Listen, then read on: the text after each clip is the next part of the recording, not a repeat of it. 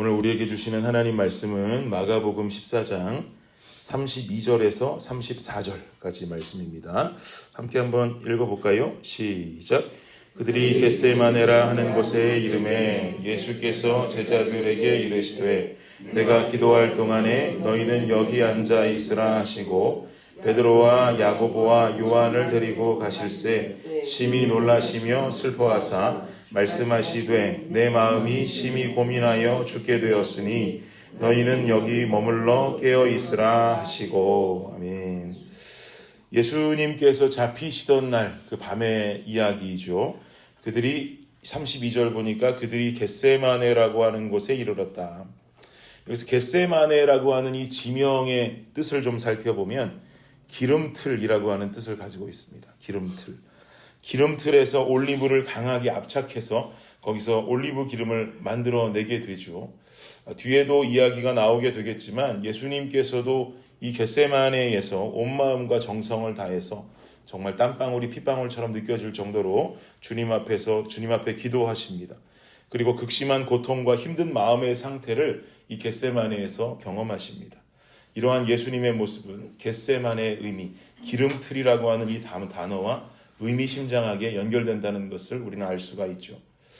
그들이 겟세마네라고 하는 곳에 이르렀다. 여기서 그들이라고 하면 예수님과 제자들을 말씀합니다. 겟세마네에 이르셔서 제자들을 남겨두시고 그 제자들 중에서도 이 33절에 보면 베드로와 야고보와 요한만을 데리고 제자들에게서는 조금 떨어진 곳으로 더 깊숙하게 들어가십니다. 왜 제자들 중에서 베드로와 요한과 야고보만 특별히 데리고 들어가셨을까요? 예수님께서는 신성과 인성이 동시에 있던 분이셨지요. 그렇기 때문에 십자가의 고난 그리고 십자가 죽음의 고통을 인간들이 느끼는 고통과 염려와 두려움 동일하게 겪을 수밖에 없었습니다. 지금 죽음이 점점 예수님 코앞으로 다가오는 이 시점은 예수님께서도 아무렇지 않게 넘어갈 수 있는 편안한 상황이 될 수는 없었단 말이죠. 그 심정이 34절 말씀에 고스란히 담겨 있는데요. 우리 34절 함께 다시 읽어볼까요? 시작. 말씀하시되 내 마음이 심히 고민하여 죽게 되었으니 너희는 여기 머물러 깨어 있으라 하시고. 내 마음이 심히 고민하여 죽게 되는 심정이다 라고 예수님 말씀하시면서 마음의 괴로운 상태를 제자들에게 일러주십니다. 지금 현재 상황은 예수님께도 인생의 가장 힘든 순간이 되고 있는 것이에요. 이런 상황 속에 베드로와 요한과 야고보를 데리고 특별한 곳으로 더 들어가신 이유, 그게 무엇일까? 가장 힘든 이 순간을 그들과 함께 기도하면서 위로받고 이겨내고 싶으셨던 것이죠. 그래서 특별히 제자들 중에 이 3명의 제자들을 끌고 들어가신 것입니다. 그리고 예수님께서는 이 3명의 제자들에게 한 곳에 머물러 깨어 있으라 라고 명하시고는 그 유명한 겟세마네의 기도를 이어가시죠. 36절 보시겠습니까? 36절 시작.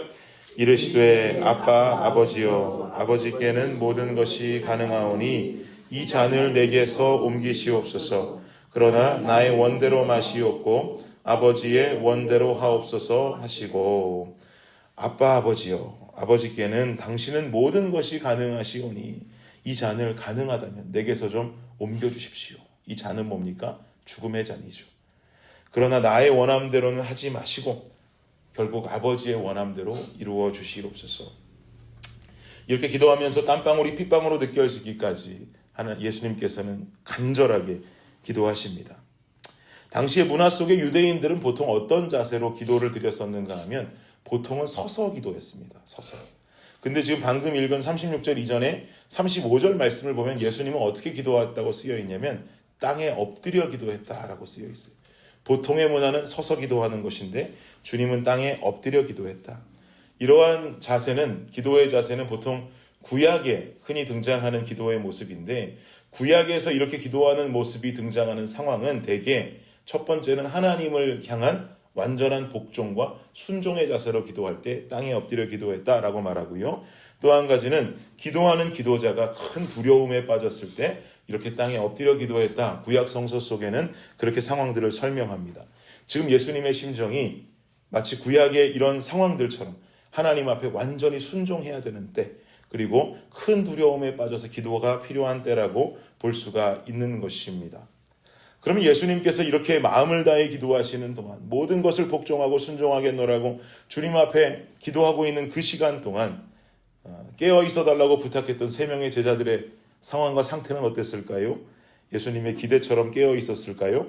37절 38절 보지요. 두 구절 시작. 돌아오사 제자들이 자는 것을 보시고 베드로에게 말씀하시되 시몬아 자느냐? 내가 1시간도 깨어 있을 수 없더냐? 시험에 들지 않게 깨어 있어 기도하라. 마음에는 원이로되 육신이 약하도다 하시고, 마음을 다해서 기도하고 돌아오셨는데 예수님 기대 속에는 깨어서 기도하고 정말 자신의 이 아픔을 함께 나누어 주기를 바랬던 제자들의 상태가 어떻다고요? 자고 있다는 거예요. 너무 서운하셨어요. 자신의 마음이 심히 고민하여 죽게 되는 심정 속에 이 제자들이 함께 깨어서 기도해 주기를, 간구해 주기를 원했는데 돌아와 보니까 자고 있는 모습을 발견했을 때 주님 마음 얼마나 속상하셨을까요? 그리고 이어지기를 마음에는 원이로되 육신이 약하도다. 이 말씀은 오늘날도 성도님들이 많이 교회에서 재미삼아 또 인용하시는 말씀이기도 해요. 예를 들면 새벽 예배 꼭 나오고 싶었는데 몸이 피곤해서 못 나왔습니다 라는 말을 뭐라고 합니까? 목사님, 마음에는 원이로되 육신이 약해서 못 나왔습니다 라고 사용하기도 하지요. 마음에는 원이로되 육신이 약해서 못 일어났습니다. 근데 사실 이 말씀의 뜻은 그런 의미는 아닙니다. 어떤 뜻이냐면 깨어 있겠노라고 아무리 다짐하고 다짐해도 우리의 육신은 약하기 때문에 기도하지 않고는 절대로 이 결단과 다짐을 지킬 수 없습니다 라고 하는 말이에요. 주님께서 그 이야기를 지금 하고 계시는 거예요. 야, 1시간도 깨어 있을 수 없더냐? 마음에는 원이로되 육신이 약하도다. 니네들 이 시간 동안 기도하지 않고 있으면 니네들 지금 자고 있는 것처럼 너희 영도 계속 잠만 자게 되는 것이다 라고 주님은 그들에게 이야기하고 계시는 것이죠. 예수님께서는 앞으로 자신이 이 땅에서 죽음을 당하고 부활한 뒤 승천하시게 될 텐데, 그러면 이 땅에서의 사역과 사명들은 승천하신 뒤에는 고스란히 남아있는 이 제자들이 감당해야 될 것인데, 연약한 육신을 가지고 있는 제자들이 기도의 끈조차 쥐고 있지를 않으니 주님은 염려가 되시는 것입니다. 그것도 그렇게도 자신을 따르던 자들인데, 자신이 그렇게 특별히 사랑하던 자들인데 자신이 그렇게도 힘든 상황이라고 말을 이미 했음에도 불구하고 잠이 들어 있으니 예수님의 마음은 더 말이 아니었겠죠. 사랑하는 여러분, 우리 주변에는요, 오늘도 이 예수님의 고백처럼 마음이 심히 고민되고 죽을 것 같은 사람들이 우리 주변에 많이 있습니다.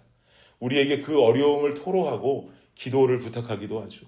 심지어 예수 믿지 않는 사람들도, 저는 그런 경험이 있거든요. 제가 UTS 학교 다닐 때 참 유학생활 힘들어하는 제 친구들 중에 교회를 다니지 않는데도 저를 붙잡고, 준이라 너는 교회 다니지, 나 위해서 좀 기도 좀 해주라, 내가 너무너무 힘들다, 너무너무 유학생활하기 힘들어 라고 이야기하면서 울던 친구들이 참 많았습니다.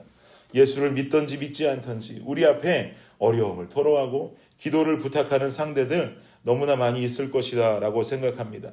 그런데 그 기도 부탁을 받은 내가, 어려운 상황을 살아가고 있는 주변의 삶들을 여실히 바라보고 있는 내가 그들을 위해서 기도하지 않는다면 그 영혼에게는 어떠한 소망과 희망이 생겨날 수가 있겠습니까?